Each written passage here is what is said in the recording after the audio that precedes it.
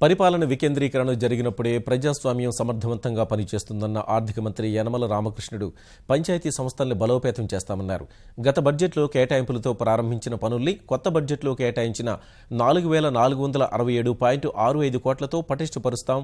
Digital panchayat ప్రాజెక్టును అమలు చేసి 11 రకాల సేవలు అంతర్జాలంలోనే పొందేలా చర్యలు తీసుకున్నట్టు పేర్కొన్నారు. ఈ సేవలకు గాను కేంద్రం ఇస్తున్న పంచాయతీ సశక్తీకరణ పురస్కారాలు 1.58 కోట్ల విలువైన పురస్కారాలు 11 గ్రామ పంచాయతీలకు లభించాయన్నారు. సురక్షిత మంచినీటికి దూరంగా ఉంటున్న గ్రామాలకు తాగునీరు అందించేందుకు ఒక తాగునీటి గ్రిడ్ను చేపట్టాలని ప్రతిపాదిస్తున్నట్లు యనమల పేర్కొన్నారు. ఘన వ్యర్థ నిర్వహణ కార్యక్రమం చేపట్టబోతున్నట్లు వెల్లడించారు.